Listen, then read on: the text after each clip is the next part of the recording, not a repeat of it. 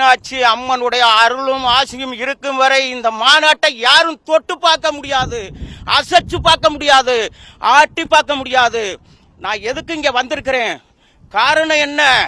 என் பேச கட்டவல்ல, என் பேச்ச கட்டவல்ல, என் திறமையை காட்டவல்ல, என் புலமையை காட்டவல்ல, என் அன்பை காட்டவல்ல, என் பண்பை காட்டவல்ல, என் பாசத்தை காட்டவல்ல, என் நேசத்தை காட்டவல்ல.